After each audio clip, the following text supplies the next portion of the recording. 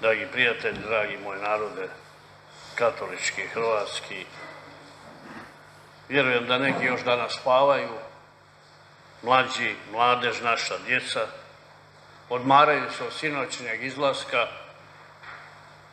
Stariji ljudi već rano ustaju, imaju svoj neki ritam. Pa sve vas, ako danas baš ništa ne napravite, ne pozdravite nikoga, ne prekrstite se, ja vas pozdravljam, hvaljen Isus i Marija. Možda nekad razmišljamo kako nam je nekad bilo lijepo. Pa možemo reći da je mirnije, spokojnije. Danas smo nešto tužni, nesigurni.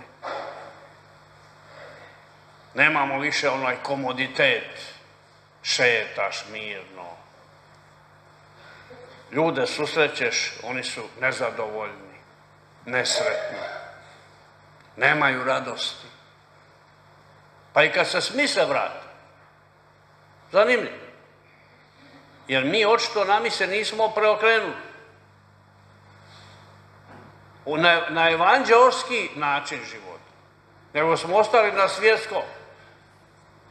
To nije dobro i budući da je velika neizvjesnost na zemlji, poput Mojsija mogli bi zavapiti. Silazi Mojsije s brda, oni viču, Mojsije brzo, narod tvoj krenuo naopako. Mi bismo danas mogli slobodno reći, Bože, svijet je krenuo naopako. Jel je? Jel gledate vi to? Jel osjetite da je tako? I šta sada? Bože, pomozi da se idemo na oposu, kao bi rekli Bosanci. Kako treba. Jedna baka je došla u crkvu, nije znala čitati i pisati, a uzela molitvenik kod kuće. Ne zna ona, ali nose svi, pa nosi i ona, da ima nešto u rukama. I kad je došla, molitvenik okrenut naopako. Pa baba, šta ti je to? Kaže, to su djeca kod kuće okrenut. Ne zna ona da li je. Neko je okrenuo naš molitvenik. Neko je okrenuo naš život. Neko je nas okrenuo u drugom smjeru, nema Boga. Ja čujem puno puta, ljudi kažu, ne mogu više ovako. Pa probaj drugačije. Probaj na onu stranu. Jedna baka traži iglu tu pod lampom Vinkovačkom, jer gori lampa nasred Vinkovaca. Djeca naišla pa kaže, baba, da ti pomognemo, gdje si ti to izgubila? Kaže, tamo, ali ovdje se bolje vidi. Ona traži gdje se vidi, a nema igle. I mi često puta tražimo tamo gdje se vidi, ali smo izgubili, onaj mrak još uvijek u nama. Zato jedan židov u Izraelu, znate da tamo ima zid plača, ostatak Salomonova hrama, gdje židovi rado odlaze moliti. Jedan čovjek je stalno odlazio svaki dan da se moli Jahvi i već je bio u dubokoj starosti. Ali nije odustajao. Doznala to neka novinarka i postavi mu pitanje, kako se on osjeća nakon ovih godina molitve pred zidom? 80 godina moli. A on kaže, pazite ovo, imam dojam kao da razgovaram sa zidom. Aha, ne s Bogom. To je taj zid. Sjećam se kad sam bio dječak, dolaze su cirkusi, pa je tamo bio zid smrti u buretu, motorom obilazi. Sa zidom. Imate li vi dojam da nekada molite i ništa? Majka plače i ništa. Cijeli narod moli i Ukrajina ništa, onaj ga bećar istjera iz svoje kuće. Jer je mala, jer je slabašan, jer nema snage. Znate, mi Imamo jedino u Bogu snagu. Samo je u tebi, dušo moja, radost, samo je u tebi snaga moja. Dragi moj Bože, evo danas mi pred Tobom stojimo možda pred zidom. Želimo se moliti Tebi. Želimo današnje evanđelje koje ćeš nam uputiti, razumjeti, da ne stojimo pred zidom, pred zavjesom, pred mrakom, pred neizvjesnošću, pred nesigurnošću. Želimo ipak živjeti i postaviti sebi pitanje: Bože, Ti si moj život. Pa makar kako bilo. Kad sve izgubim, kaže Stepinac, kad vam sve uzmu, ostaće vam 2 ruke na molitvu. To je to. I sada u ovom vremenu, u ovom bolje rečeno nevremenu, u vremenu kada se sila koristi, ne Bog, ne molitva, ne dobra riječ, ne prijateljstvo, ne ljubav, ne radost, nego sila, morat ćemo i mi poput Mojsija da mu neko drži ruke dok je on molio, pa je posustalo, da nam druži neko ruke dok molimo, dok postimo, dok vapijemo, uskoro će korizma. To je to možda vrijeme koje treba iskoristiti za susret s Bogom na križu. To je taj Isus. To nije lagano. Zato, dragi prijatelji, ove pukotine, kao što ima između onog kamenja, pukotina, na zidu plača gdje stavljaju one papiriće, stavljaju molitve, i ovaj čovjek nakon 80 godina kaže: razgovaram sa zidom. Koji je to poraz? Koji je to neuspjeh? A na kraju ipak kaže: vjerujem, Bože, Ti me voliš, Ti ćeš me spasiti. Dragi prijatelji, ja sam grešan čovjek, slab čovjek, jadan svećenik, griješim stalno, pa molim Gospodina da mi oprosti, da mogu dostojno slaviti ovo tajstvo. Molim i vas da i vi kažete: Isuse, uzmi me i gledaj me kakav jesam. Evo, ja sam otvorio se ko ormar, gledaj šta je u meni. Pogledaj što to sve ne treba da to izbacim, učinimo to. Dragi prijatelji, jeste vi dobro jutros? Ako neko nije dobro, nek digne ruku, da posebno molimo za njega ili za nju. Ako neko pati, ima ljudi koji jako trpe, strašno trpe. I njima čestitam. A sve ljude vide dobro. Svi im valjaju.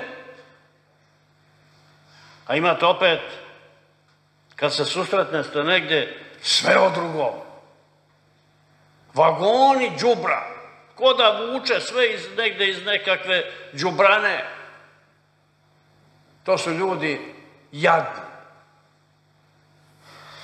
To su ljudi prazni. To su ljudi, ne znaju što će reći.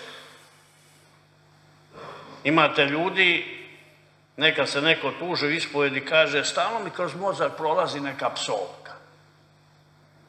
Pa pitam ja: jel psuje? Psuje se u nas u kući, kaže, smrdi psovke ko duvana. Pa jasno da psuješ, jasno da ti je na pameti te riječi glupe, jasno je to. Pazi, dijete živi u kući, je strašno. I zato u ovo vremenu,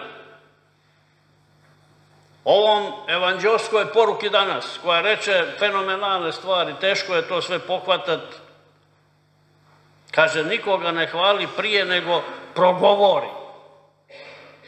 Kaže vratarica Petru, ono prije, kad Isus već ošao u Getsemani, pita ga: poznaješ li tog čovjeka? Ne poznam toga čovjeka. A ona njemu kaže: govor te tvoj izdaje. Ma znam, zašto lažeš? Pa zašto se bojiš reći da si Božji? Bože moj! A s njim sad bio prije 5 minuta, kaže: ne poznam tog čovjeka. Evo vidite što smo mi ljudi. Zato Isus ovdje donosi opomenu. Mi smo danas došli u školu da naučimo nešto. Ne kao matematiku, nego da progutamo nešto kao lijek da nas oslobodi, da nas izliječi od te naše gluposti.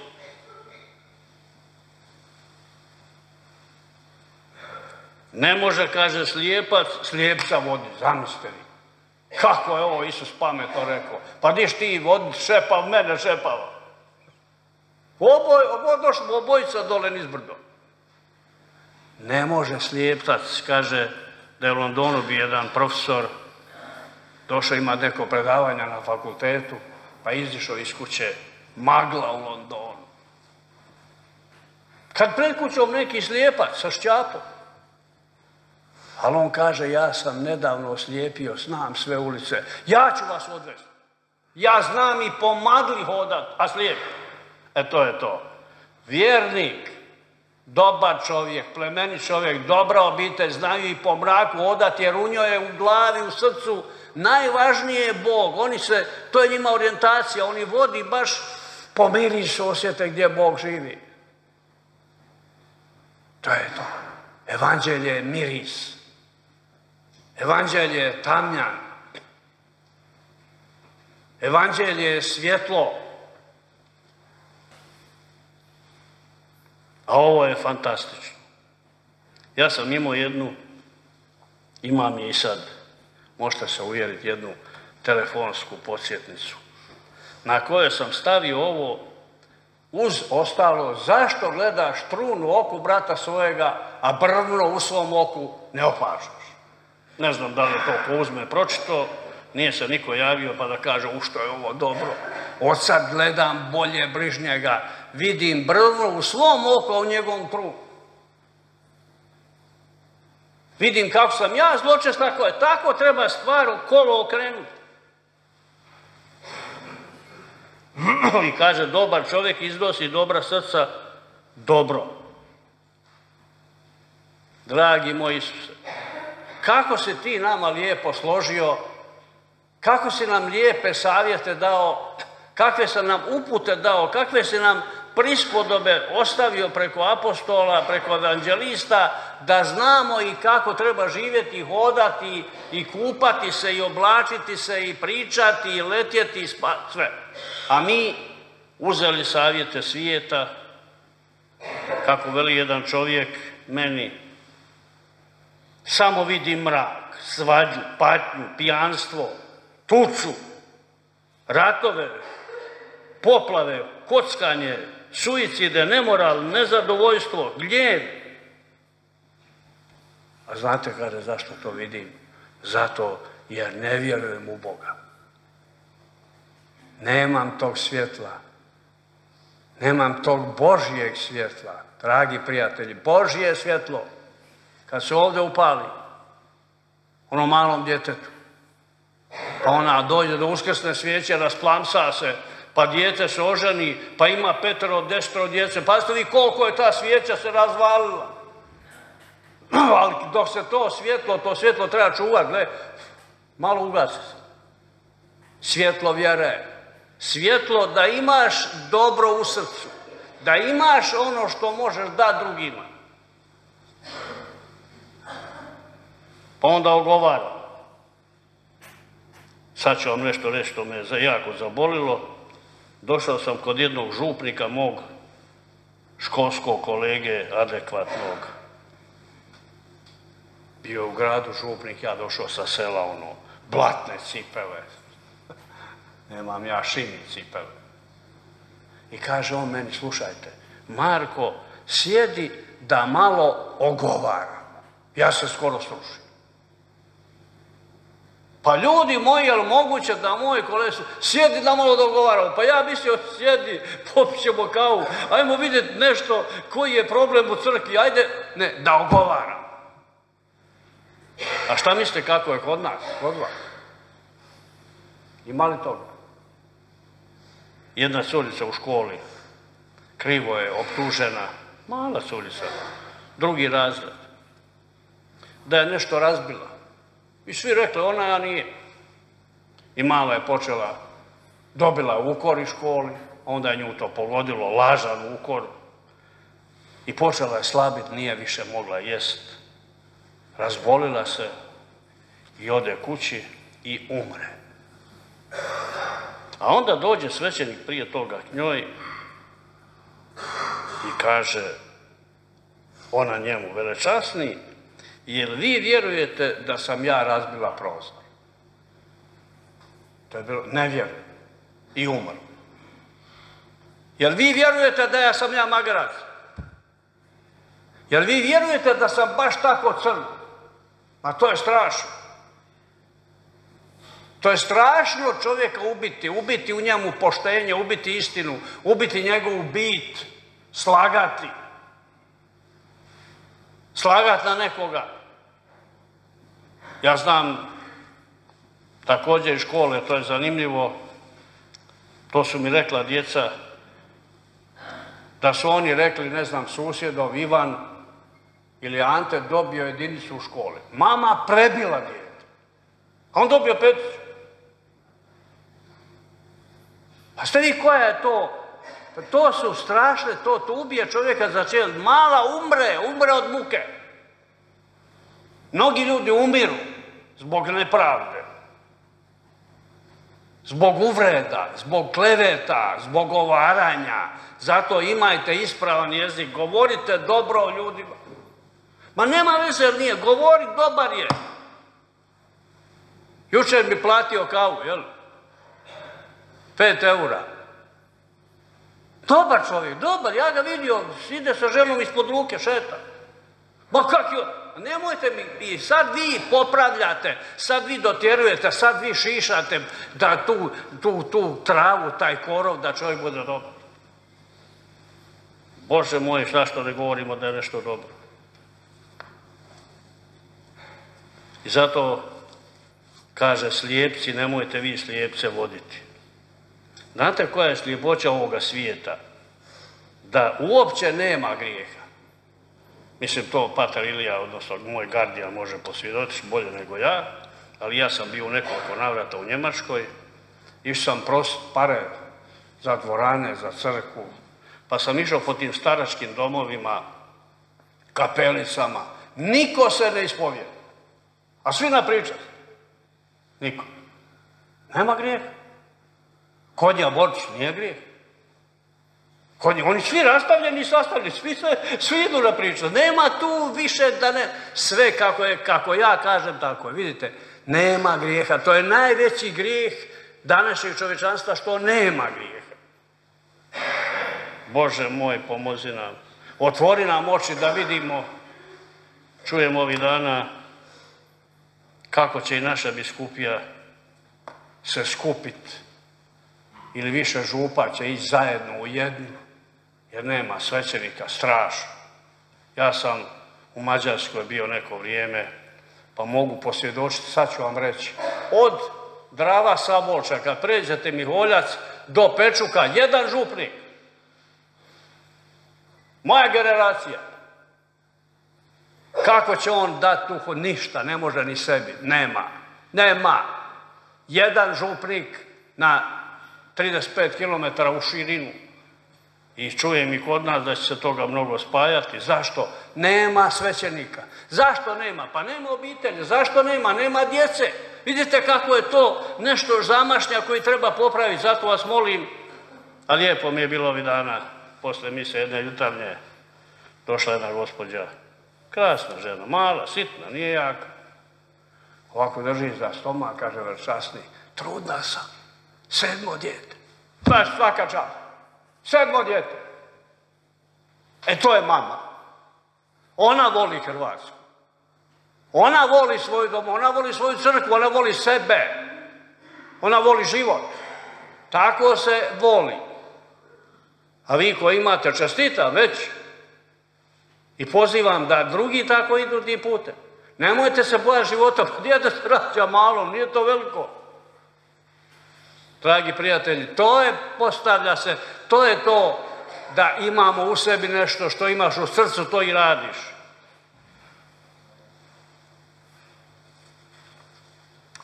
Mi smo danas često puta opet klevetnici, opet jedni protiv drugi. Jedan čovjek je i žena, nestala im je sikira, pa obična stvar sikira, to je nije bitno, znaš sikiru. I on susjeda optužio da je uzeo sikiru. Kaže on ženi, viš kako oda, sakriva se, vidi kako nas ne gleda, vidi kako je zamišljen. On je uzeo sikiru našu. Pa kaže žena, valjda. I ajde oni stali malo, posvađali se godinama, 3-4 godine, 5 ne govore.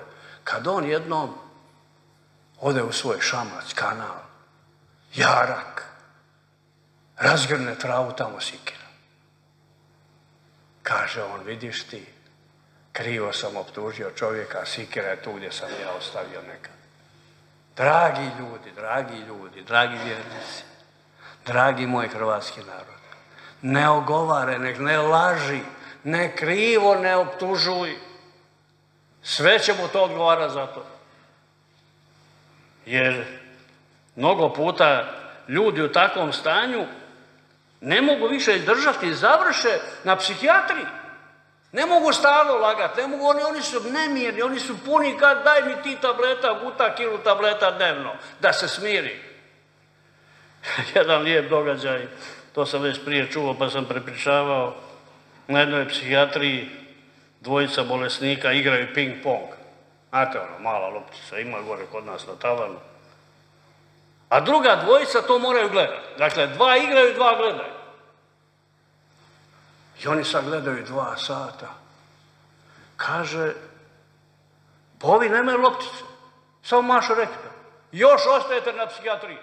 2 sata ste gledali, niste vidjeli da je loptice. To je kad čovjek izgubi orijentaciju. Kad izgubi smisao života. Kad izgubi radost, kad izgubi sve što je vrijedno. Bože moj, nemoj da gledamo lopticu. I možda je ovo meni najslađe, najdraže. Kako ta ljubav počima? Kako to, ovo što smo čitali sve, da ne vidiš trunu u oku brata svoga, počima u ljubavi, u obitelji koja odgaja dijete. Kaže, jedan je čovjek volio svoju ženu i svake godine joj je kupovao cvijeće, dan zaljubljeni, kad je to, Valentinovo, jel? I na tome je pisalo, moja ljubav za tebe raste. Pa raste, ne opada, ko oseka na moru, sad ima vode, sad nema. I umro taj čovjek, kad prve godine, evo opet svijeće. Kaže žena, pa jeste vi poludili, kako muž može mrtav slat cvijeće? Je, kaže, on je ostavio nama pare za 20 godina da možemo tebi slat cvijeće i gore stavio, moja ljubav za tebe je vječna. Eto. Pa Bože, ima li ljepše nešto? Pa jesi ti rekao nekome, pa ja bi volio da meni neko kaže, ne da me voli ono kao neko biće, nego ja toliko za tebe molim, vječno ću za tebe moliti. Dragi moj narode hrvatski, mučenički, znate li vi kakvu imamo mi povijesti za sebe? Kakve smo mi sve nevere i nevremena preživjeli i proživjeli, pa smo ipak ostali na životu. Znate li vi da onaj naš napisa jedan za Poljica, ma to je meni krasno. Pa ponosan sam na Hrvate zbog toga. Vanja Radovuš napisao je knjižicu o Poljicima. Ja imam. Neko mi je dao, drago mi je. U Poljicama su mogli preživjeti samo zmije i Hrvati. Točka. Bože, kakvi je to život bio. A šta danas imamo? Kakav danas život imamo? Kako danas, neću reći, uživamo. A tolike žalopojke, tolike budalaštine, toliko zla koje nam prijeti. Bože, pomozi nam. I svi sveci, hrvatski mučenici, budite danas uz nas, Potaknite nas kako ste vi mučeništvo podnijeli, kako ste vi Isusu darovali svoj život, kako ste vi spremni za Boga sve dati i bili ste radosni. Mi nismo više. Daj nam, Gospodine, radosti i mira u ovom kako jest, sačuvaj cijeli svijet, jer zvecka se oružjem, zvecka se nepravdom, zvecka se po malim ljudima. Mali ljudi će ostati izgleda uvijek mali, ali Bože daj da bude mali čovjek, ali da bude tvoj. Amen. Hvala si, Marija.